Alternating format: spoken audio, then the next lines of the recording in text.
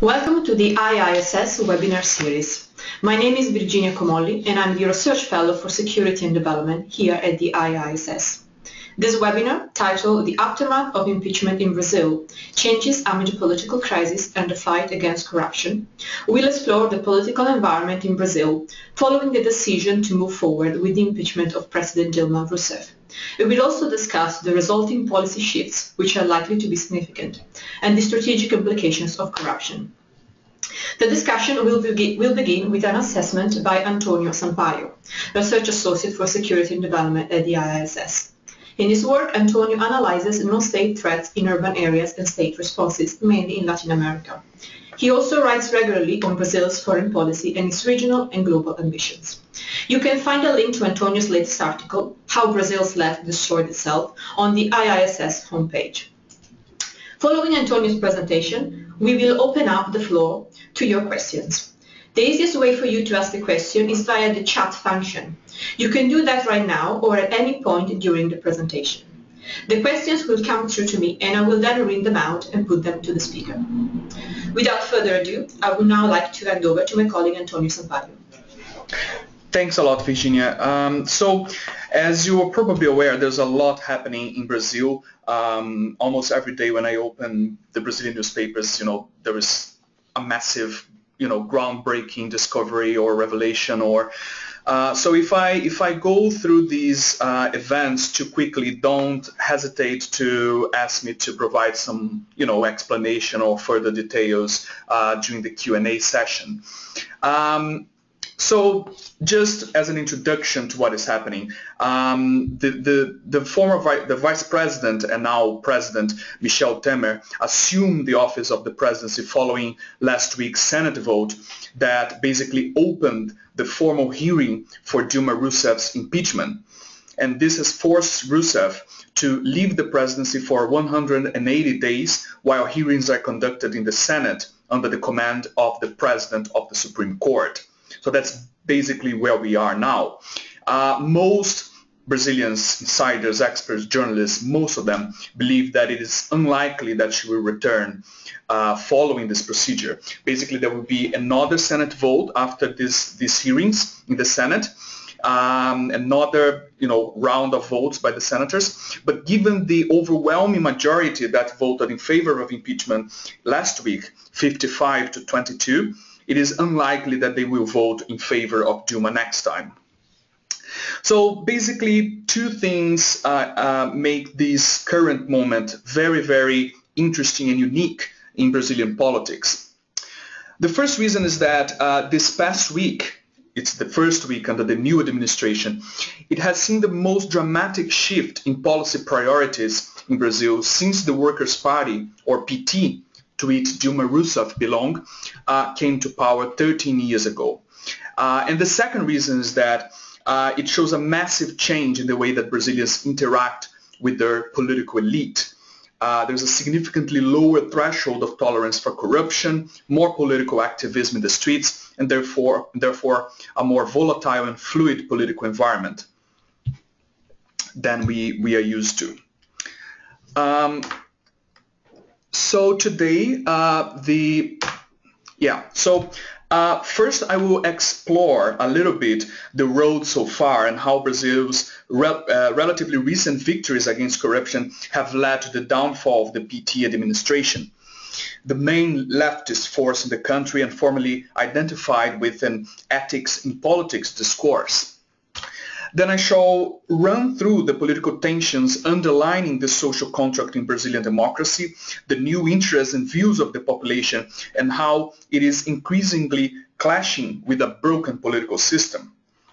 I will also look at Michel Temer's, the new president's, political strategies in this transition phase, which I think he's trying to label as democracy of efficiency, a term that he used in his inaugural speech. And finally, but definitely not least, I will touch on the fiscal and broader economic difficulties confronting the new administration. Something to bear in mind is that the current period of democracy is relatively young. It started in 1985 with the end of the military regime that ruled Brazil for 2 decades. You might have heard that both Lula and Dilma were arrested by the regime, and Dilma was tortured during that time in jail. What is particularly interesting for this moment that we are seeing in Brazil is that the transition to democracy back then in the late 1980s was the last great wave of popular unrest and political activism. The regime was already in decline, but it was a movement called Caras Pintadas, or colored faces, that went to the streets and showed that the regime had no future. Another echo from the past is that this is Brazil's second impeachment in little more than 2 decades. In 1992, the first elected president of the new democratic era, Fernando Collor, was impeached by Congress. He was also brought down by a corruption scandal, and as you can see in this magazine cover, this famous Veja magazine cover, it was denounced by his own brother, Pedro Collor. The popular protests that year shown in the picture there were the last large-scale protest movement in Brazil until the 2013 protests and riots, shortly prior to the World Cup. It never really ceased and escalated in the past few months, all during the Rousseff administration. So as you can see, neither Rousseff nor the Workers' Party have invented corruption in Brazil. They haven't been the first ones to be accused of that. An example that I want to mention briefly is the curious case of Paulo Maluf, a lawmaker whose name is associated with an acceptance by voters of corruption in exchange for a little bit of result. Rouba mais faz, something like he steals but shows results, has been a saying widely associated with Maluf, a former mayor of São Paulo wanted by Interpol for hiding in overseas accounts money diverted from over-invoiced public infrastructure works. Courts in the British Channel Islands and in Brazil have concluded in the past 4 years that diverted money from public road building projects in São Paulo have been conducted by Maluf. And despite his name's association with the siphoning of a suspected $1.7 billion in taxpayers' money, Maluf was re-elected to the lower chamber of the National Congress in 2006 and then 2010 and again in 2014. What is different this time is that the 2 giant corruption scandals during the Lula and Dilma governments, the Mensalão and the Petrolão, as the recent Petrobras-related scandal is being called, display a much more comfortable embrace between politics and corruption than what was previously thought. The car wash operation, led by the General Prosecutor's Office, has unveiled a bribery and over-invoicing scheme in Petrobras, feeding the accounts of the PT and other allied parties. The prosecutors have described the scheme as a criminal organization functioning for many years in an ample and aggressive manner at the highest levels of power. The office, an independent organization enshrined in law, also opened an inquest into Lula da Silva, Dilma's predecessor, a symbol of the country's economic and strategic rise during the 2000s. The 2 scandals have also put under the spotlight some of the most powerful ministers in both governments. Lula's chief of staff was convicted and jailed for the Mensalão, and 3 of Dilma's ministers during her last months in government are under investigation. So you can see that a little bit, some numbers that show the scale of the car wash investigation. 494 individuals and companies under investigation, deep involvement of the political system, 57 lawmakers under investigation, and perhaps the most crucial bit is that unlike most investigations into political corruption, part of the financial damage caused to public accounts has been officially estimated and signed off on an early stage of the investigation by the state oil giant Petrobras in a balance report last April. In a conservative estimate, it says 6 billion reais, which amounts to more or less $2.5 billion were lost in bribery and over-invoicing committed and coordinated by politicians linked to PT and its allies. Federal police investigators on the other hand, estimate that 42 billion reais have been siphoned in total from Petrobras into the accounts of politicians and parties. This compares to approximately 100 million reais that was involved in the last large-scale corruption scandal to shake the Brazilian system, the Mensalão, the big monthly scandal, in which the governing coalition, then under the Lula presidency, paid a monthly stipend to buy the votes of several lawmakers in Congress. But things are changing. The successful conclusion in 2012 of the inquest in Jersey over Malouf's overseas accounts was considered the first major victory by Brazilian prosecutors in attempts to repatriate money, a total of $10 million US. It came in the same year in which the historical trial over the Mensalão scheme resulted in long sentences for key members of Lula's inner circle of supporters, including former Chief of Staff José Dirceu, which, by the way, is today's main headline in Brazil. He has been again convicted for corruption, this time to 23 years in jail. And given the repeating nature of his corruption, it is unlikely that he will be released or put into open arrest anytime soon. And it turned, the Mensalão trials turned the then president of the Supreme Court, Joaquim Barbosa, the first black man to get the job, into a national celebrity, which in Brazil means having carnival masks being made in his liking. One of the new faces of Brazil's institutions is federal judge Sérgio Moro. He is based in Curitiba, where the court there is specialized in analyzing crimes of corruption. He judges the findings uncovered by the car wash investigation. Moro became a sort of anti-corruption hero. I'm not sure if he's had carnival masks made in his honor. I'm not sure how he feels about that, but he certainly had his fair share of magazine covers. He has recently displayed a disposition to go after really powerful figures. A famous episode was the order to forcefully bring former President Lula for questioning in relation to corruption investigations. That sparked a nationwide debate and there were violent protests. It was just a few days after that episode with Lula that the then President Rousseff appointed Lula her chief of staff, in practice granting him immunity, just as it was dawning on them that his arrest was a distinct possibility. And around the same time, and interestingly for me, right when I was visiting Brazil, there was an explosive magazine cover article with the content of the confession made by the former PT leader in the Senate, Delcídio do Amaral, on the bribery and over-invoicing in Petrobras. It implicated several high-level figures within the coalition, not least of all Lula. And the content of his statements is currently being investigated by the car wash operation.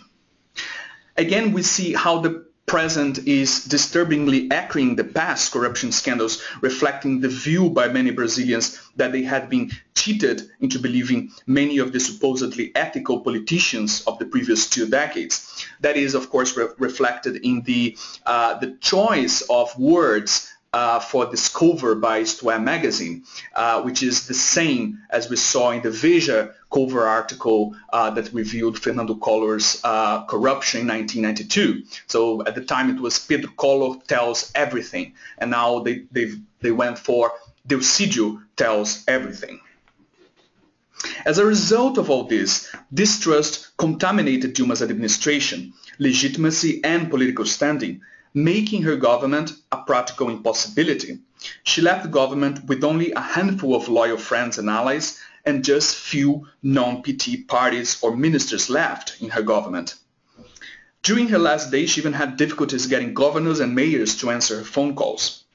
Ultimately, power ended up partially transferred from president, ministers and Congress to other actors. Institutions such as the federal police, judges like Sérgio Moro, ended up being the spokespeople for a crisis that many Brazilians had difficulty in understanding.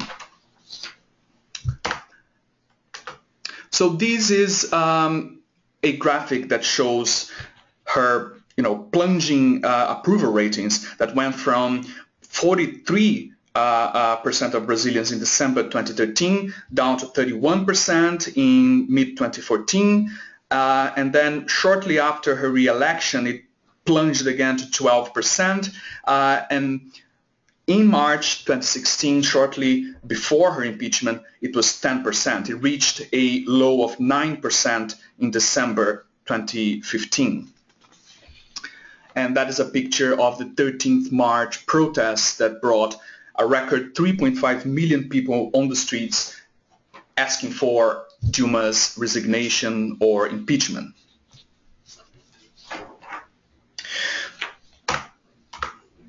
So, moving on to Michel Temer's new government, the rumors flying around in Brasilia were that Temer would not only reduce the number of ministries, but radically change the way that the cabinet is formed in Brazilian politics. Instead of establishing quotas for political parties, giving them jobs as ministers in exchange for support in Congress, the rumors were that he was considering appointing a government of national unity, reaching out to the left, and appointing a majority of technocrats.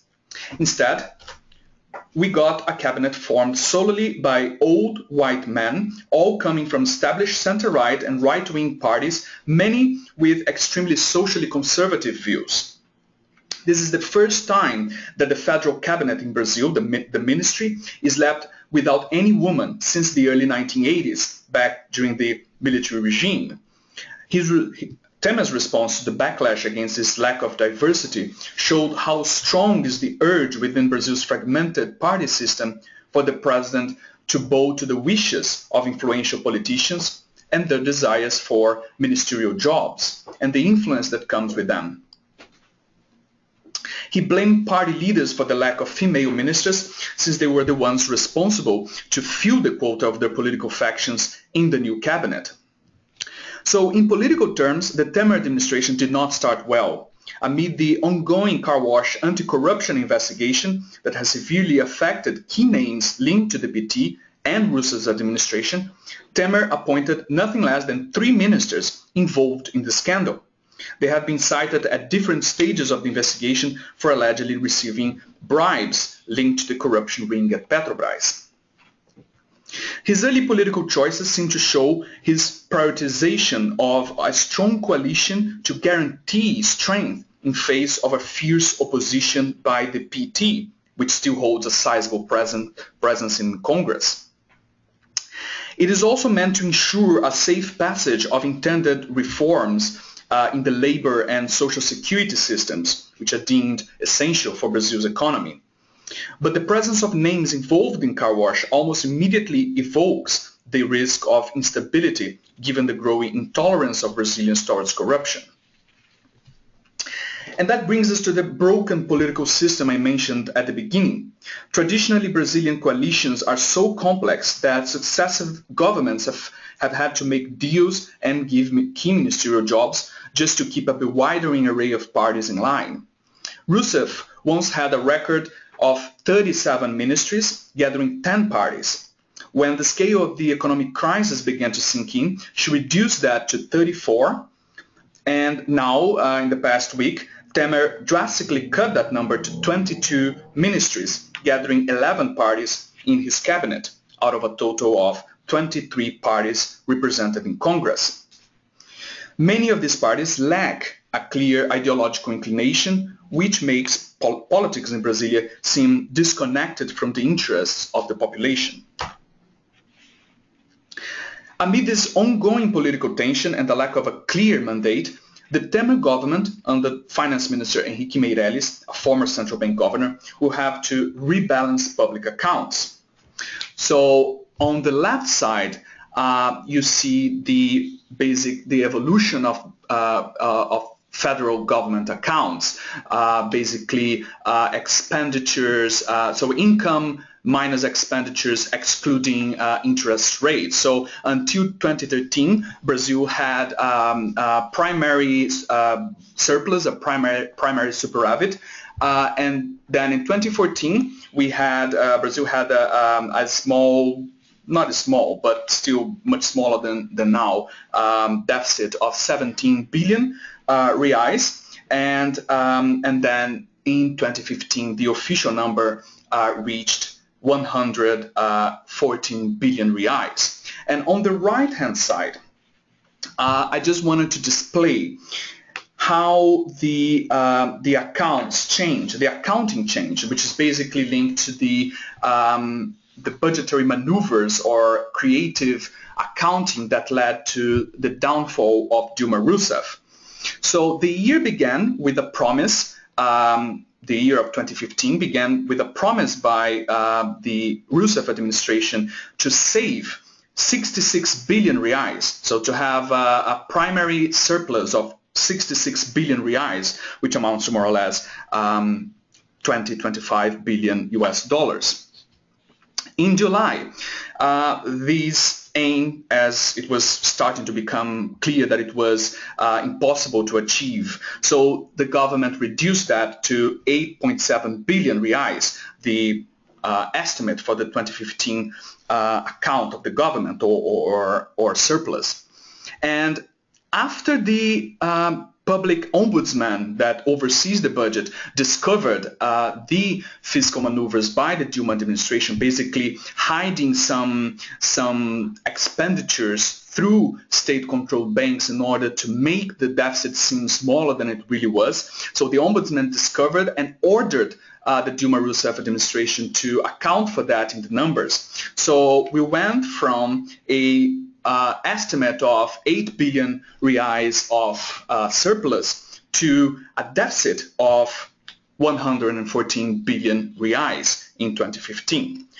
So that is basically part of the story that is linked to the impeachment process of Dilma Rousseff. Just to remind you that she was impeached not due to corruption scandals, but to these budgetary maneuvers or creative accounting. And I'm not going into too much detail about that. So if you want to hear more about the precise details of this impeachment process, the content itself of the accusations, you can ask me and I will be happy to answer. By the way, it is likely that the picture of the budget this year will be very similar. In January, the government's official target was a primary surplus of 30 billion reais. And after revisions, speculation and debates, the bottom line is that the Temer government now is saying that the hole in the government accounts this year will amount to 150 billion reais, which means that between January and now with the new government, basically Brazil found a hole of 180 billion reais in its budget. So I'm coming to the end now. Temer's strategy to deal with this challenge is, as you can imagine, to cut costs. But that is likely to be a bitter medicine for the population to swallow in a time of recession. His first step has been to dissociate himself from what is allegedly being called, in the corridors of power, a cursed inheritance from Rousseff. He stated that the efficiency in public expenditure will guide the new government. The revision of the public deficit that I just mentioned is part of that, coming clean with the numbers and implications of the government's real fiscal situation. Just as an example, the Foreign Affairs Ministry was the first one to do that, to revise its accounts. And the minister revealed that there is an urgent debt repayment of 800 million reais and asked for federal government help. The austerity effort began in Temer's inaugural day with the announcement that he was reducing the number of ministries in what he expects will result in 4,000 less employees on the government's paycheck. And last but not least, Meirelles, the finance minister, said he does not rule out a temporary increase in taxes. So as a conclusion, as you could probably gather, the main challenge for the government now, for the Michel Temer administration, is to balance economic adjustment, harsh economic adjustment, amid a very tense and charged political environment in which the PT is likely to stage a fierce resistance, a fierce opposition, both in Congress and in the streets. And looking ahead, Temer Temer only has partial control of events in both fronts. So in the anti-corruption front, he accepted risk when he bowed, perhaps inevitably, to the party's power games to build his coalition, and ended up with some names involved in the car wash investigation. So how these investigations unfold will be crucial for his political capital in Brazil. And in the economic front, he will face opposition in Congress and in the protests that Brazilians are likely to stage before he implements reforms and austerity measures. So that's it. Thank you. Well, thank you very much, Antonio, for shedding a light on what is a very complex situation, and also for outlining the depth and breadth of corruption within the Brazilian government. For the audience, please let me remind you, feel free to send your questions using the chat function on your screen. We already have one question, or actually two, line up. The first question comes from Stefan Busch from AstraZeneca. Stefan highlights the fact that in terms of corruption, countries such as Chile in Latin America are performing much better. Indeed, Chile was ranked comparable to the EU in terms of corruption. So what do you think, Antonio, went wrong in Brazil, or, as Stefan implies, went right in Chile? Well, sometimes these rankings and what happens in the broader institutional level of the country is different from what actually results in instability or the lack of instability. So what I mean by that is that Brazil has also had progress in the anti-corruption front. So Transparency International, even though it emphasized that Brazil is suffering, is undergoing a very difficult period with corruption still very widespread, there were several new institutions and laws being passed, some of them even by the PT administration, in order to fight corruption. An example of that is the law called Ficha Limpa, which is kind of a clean record law. So believe it or not, prior to that law, some people accused of crimes, even serious crimes like murder, were able to be elected and go to serve in Congress if they hadn't been in jail at the time. So from now on, people convicted of those crimes cannot be elected for 8 years after they finish the sentences. So that is just one example. It doesn't necessarily resolve the problem of corruption, but that is just one example. The other specific problem of Brazil is that it has what is called a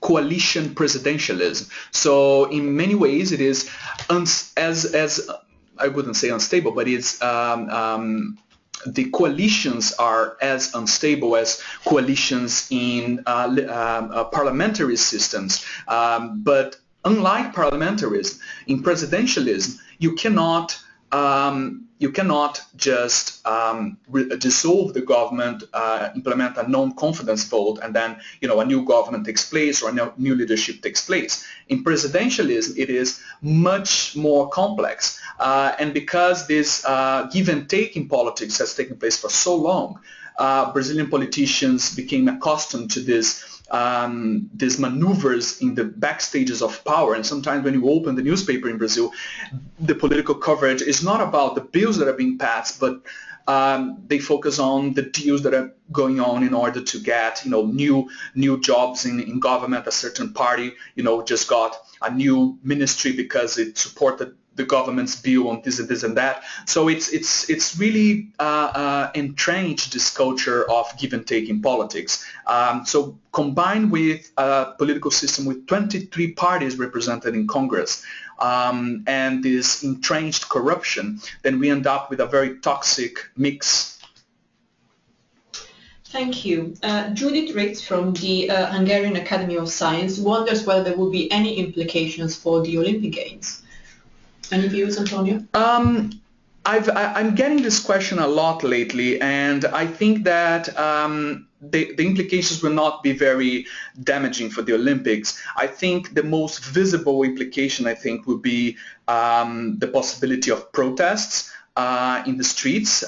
So, as I said, the PT, the Workers' Party, has been known for being very capable with its social mobilization of movements, social movements such as landless peasants and workers' unions. So and they've flagged this narrative of the new government being illegitimate. So and they've certainly been very active with the foreign press, foreign media, and the Olympics Games is a very convenient opportunity to broadcast that message. I don't know if you saw, but in the Cannes Film Festival, in the red carpet entrance, the crew of one of the Brazilian films represented did a protest and showed some flags saying that the new government is illegitimate. So we are likely to see attempts to manifest the sort of illegitimacy of the new government by the PT supporters,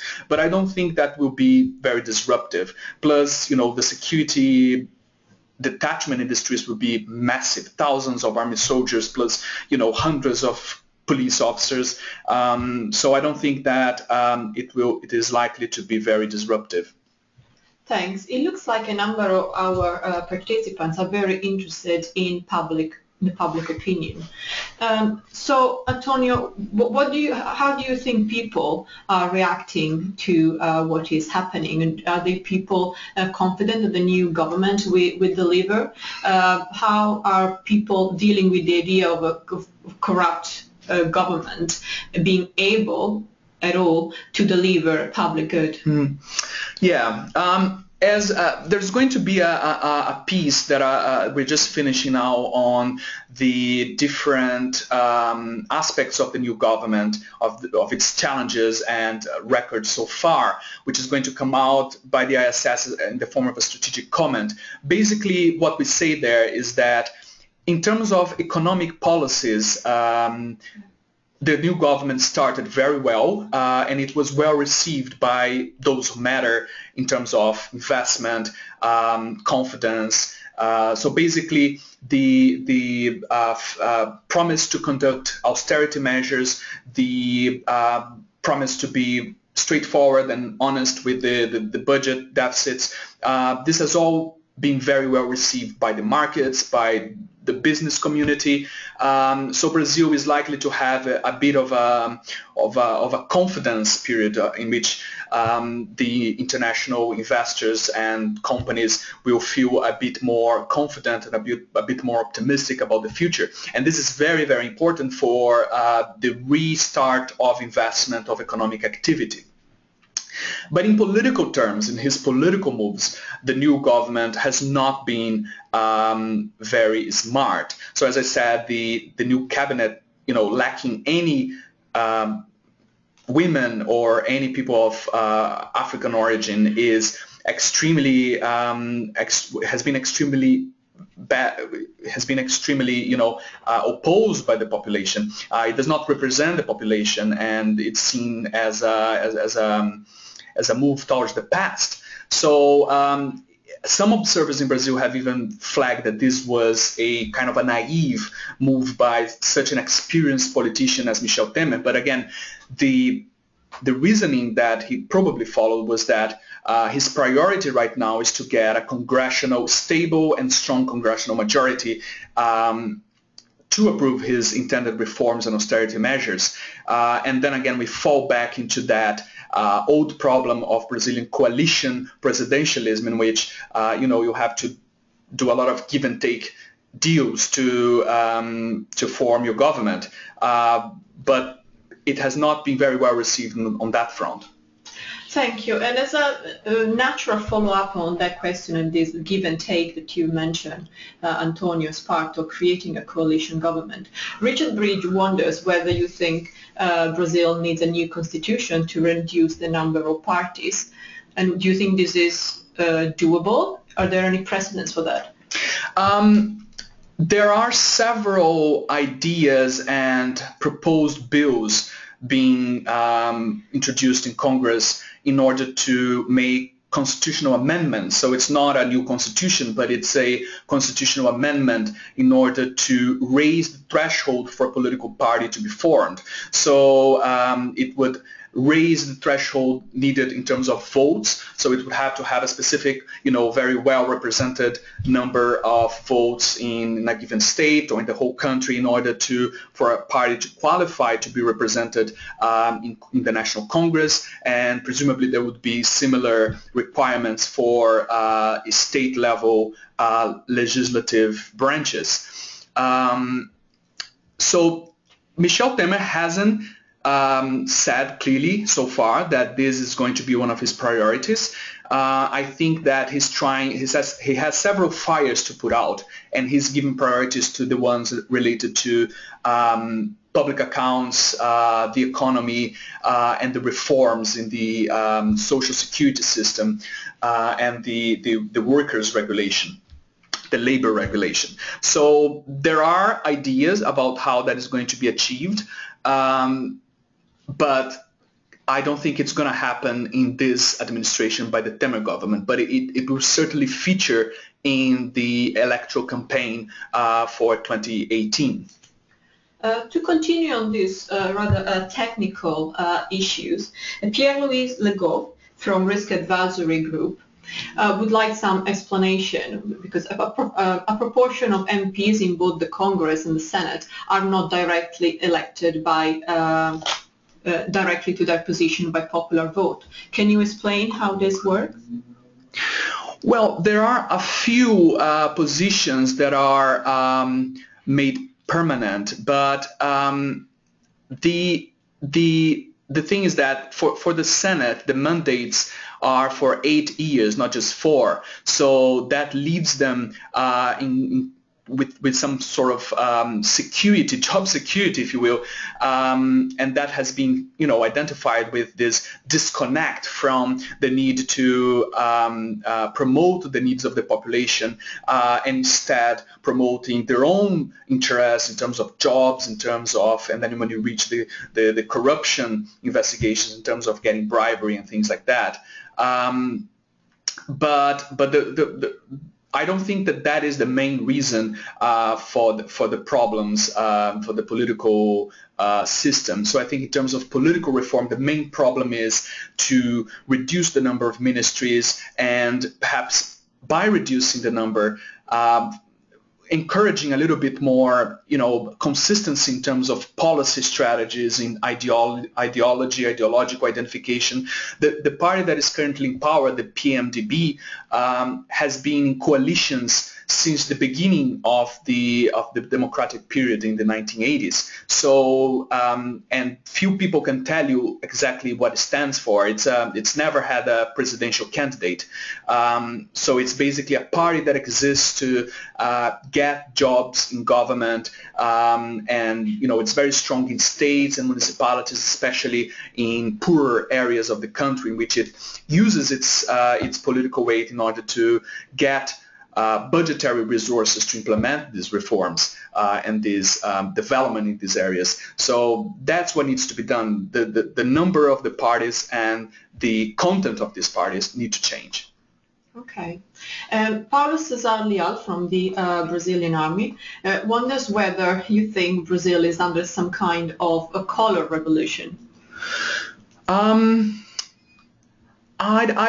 don't think so, because it is not I don't think it's that profound. I think it's extremely profound, but it's not about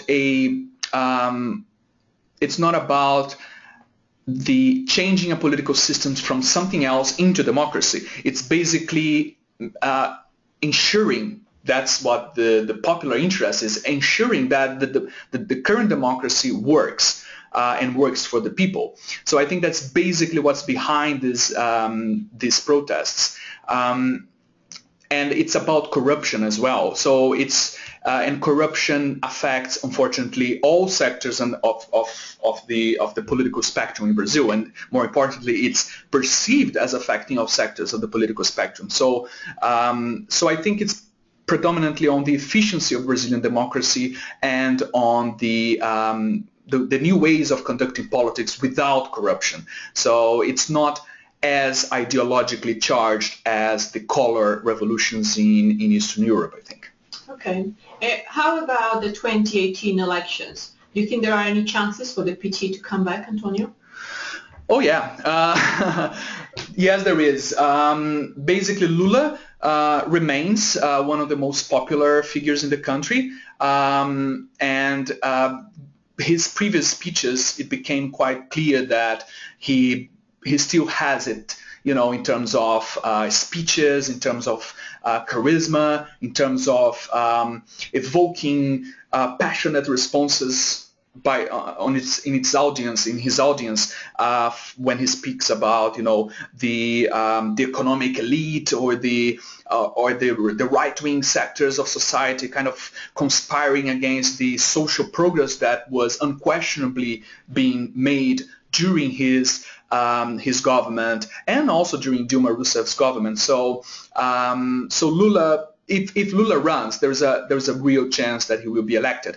Having said that, recent developments in Brazil point to him becoming increasingly involved in investigations, and the fact that Dilma nominated him for the cabinet was seen as a move to attempt to shield him from being arrested, which was a possibility that remains present. So yeah, if Lula survives this investigation and runs, there is a real chance that PT will go back to power. Okay, now moving from the domestic affairs to foreign relations.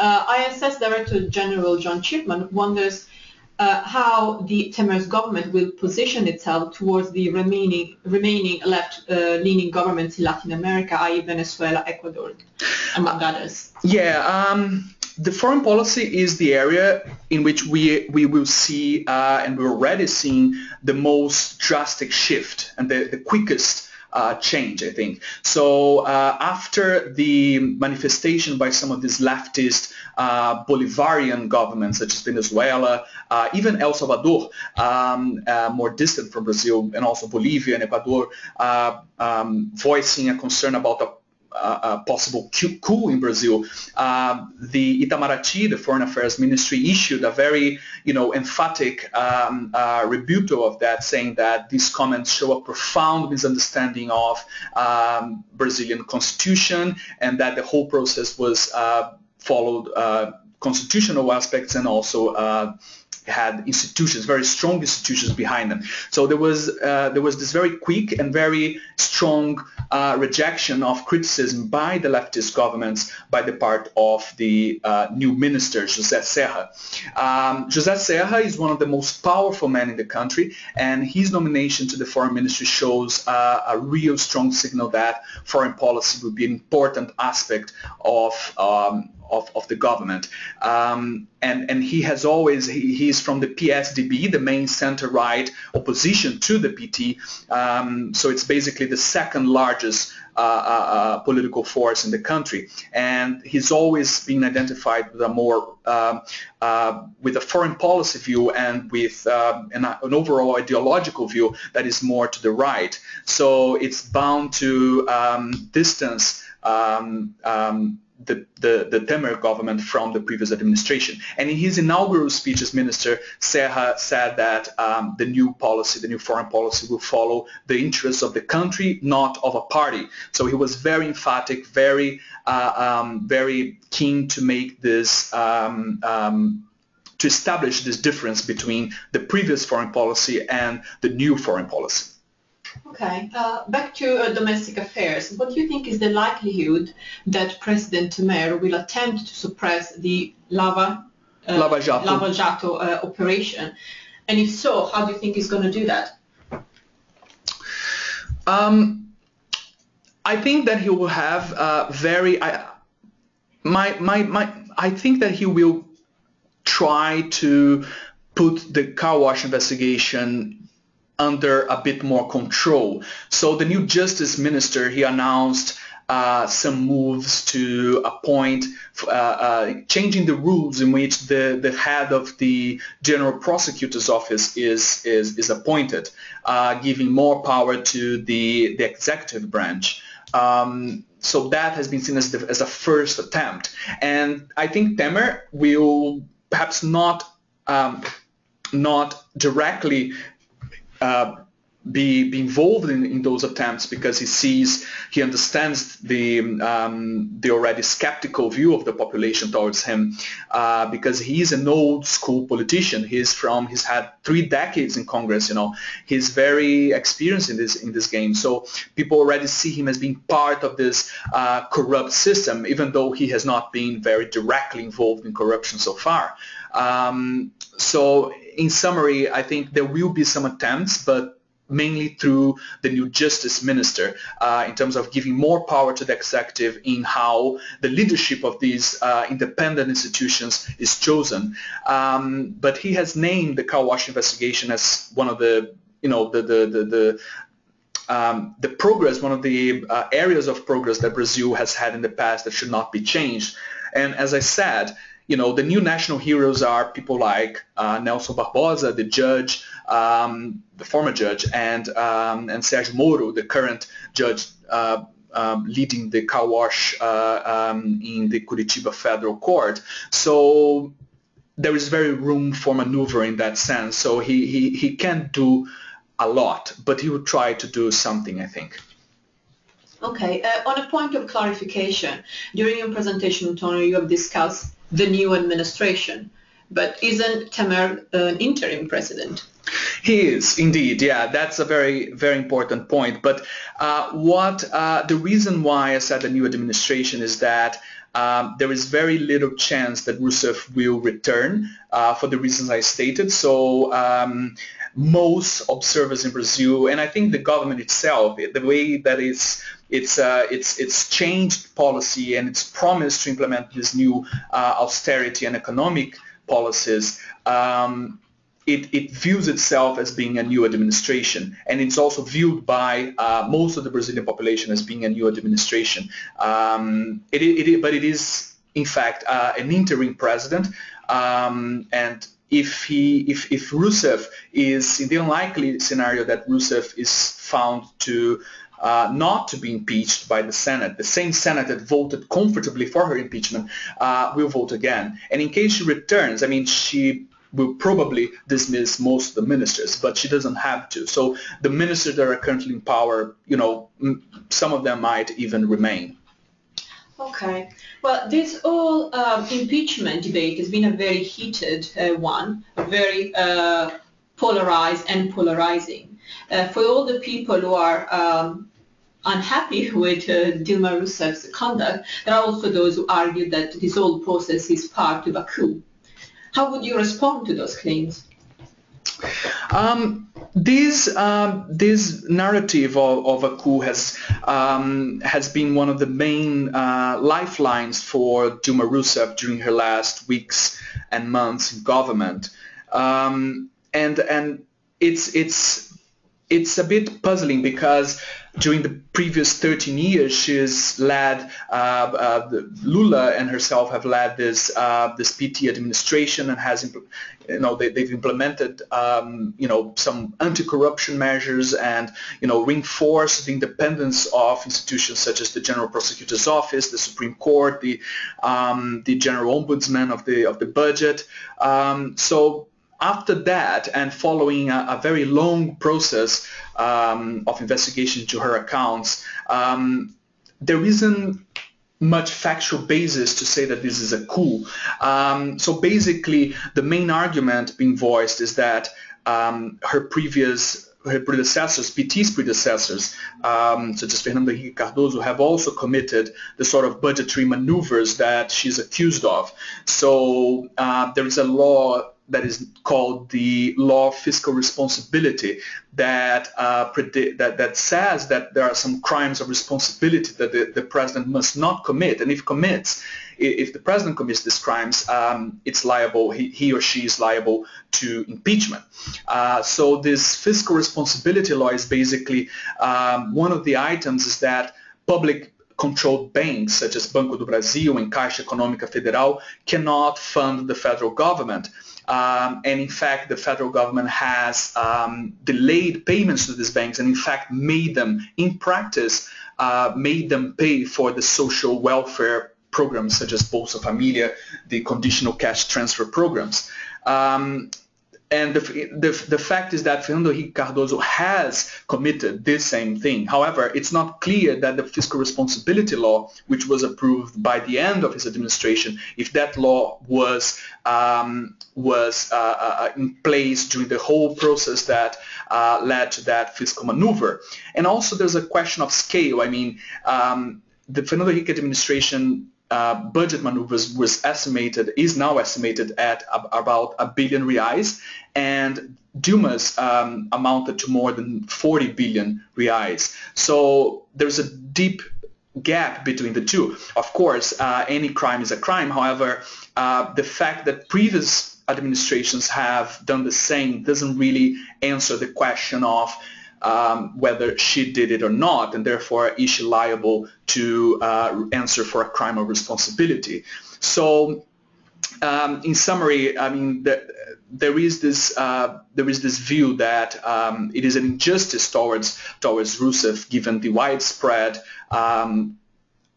character of corruption and budgetary maneuvers or creative accounting in Brazil, but the process has been led by the national ombudsman that oversees the budget, that has judged her to have committed a crime of responsibility based on public investigations by the General Prosecutor's Office, and then these findings were taken to the Congress for the process of the impeachment, which is the phase in which we find ourselves now. So the whole process has been very strongly led by institutions. And I think it's certainly true that previous administrations have gotten away with a lot of things that Dilma didn't. However, they remain deeply based, the process remains deeply based in institutions. Okay, and following on, when remaining on the issue of Q, Marcia Poole would like Q to comment on the role of the media. She points out that a number of critics, including Freedom House and Reporters Without Borders, have claimed that mainstream media in Brazil have incited the population against the PT and President Rousseff. What's your take on this?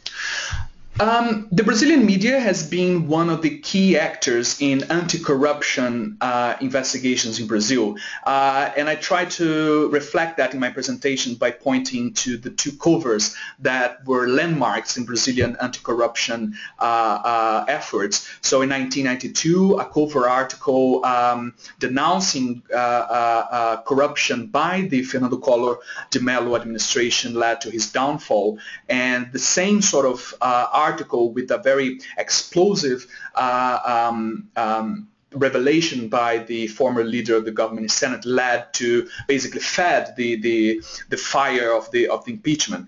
There are many sectors in Brazilian media, of course, and there are some outlets that are very influential, and I'm talking here about the magazine Veja, which is seen as being extremely opposed to the PT administrations in general.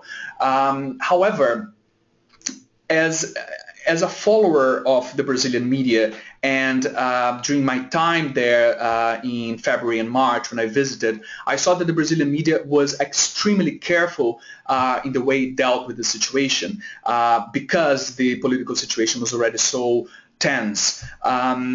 So my view is that most of the Brazilian media has conducted this coverage with balance. However, the fact remains that the car wash investigation has been unveiling day after day, almost on a daily basis actually, the corruption that has been mainly, but not solely, mainly conducted by the PT and the coalition. So, and many of the opposition, the opponents of Dilma Rousseff were also fell victim of the investigation and of revelations and the coverage in the media. So, for instance, the former president of the lower chamber of Congress, who actually led and started the impeachment process for Dilma, he also he had his mandate suspended by the Supreme Court following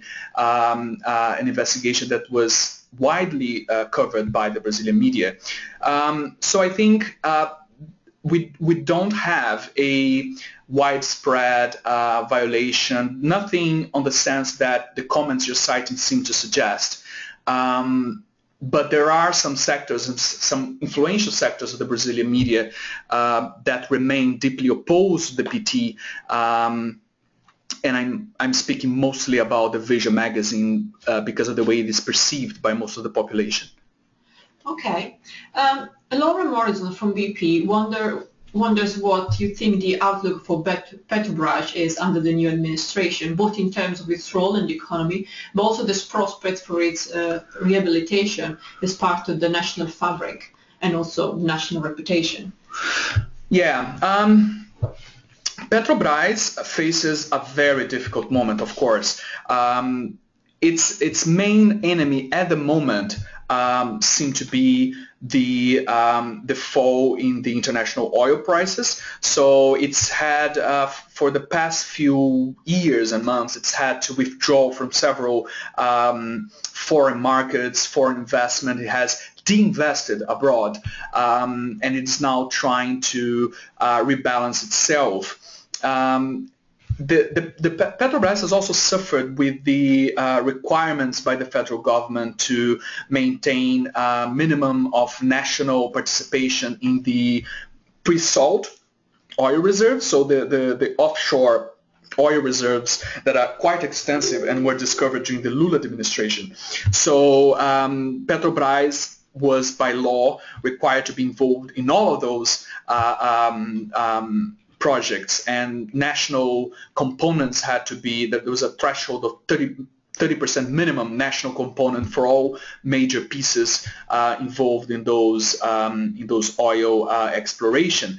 The new government has very superficially touched on that and has signaled, of course, as it is expected, with a more liberal economic policy to interfere less and establish less requirements and to open up more this oil wealth to foreign companies. Whether it will be able to do it politically in Congress remains to be seen. But I think it will be one of the priorities this year to, encourage more foreign investment in Brazil and reduce this state-led economic development that has been the model followed by the Workers' Party. Okay, and I think we've reached the very final question of the day. So, Antonio, when can we expect a final decision of vote to be made in the Senate? Do you think it's going to affect the municipal elections in October? The decision will probably take place after October, I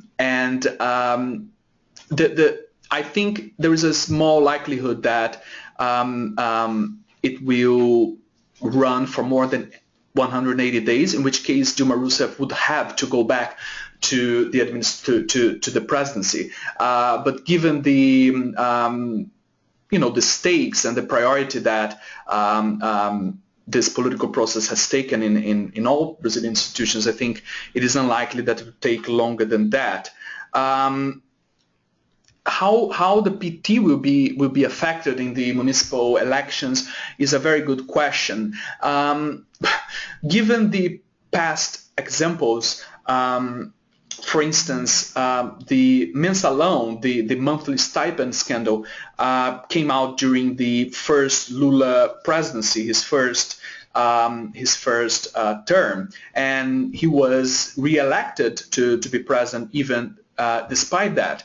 So Brazilians have an unfortunate resilience to corruption in terms of voting patterns. So PT might not be as heavily affected as we could imagine. Wonderful. Well, I'd like to bring this discussion to a close now. Thank you to Antonio Sampaio for his presentation and to you in the audience for your participation and questions.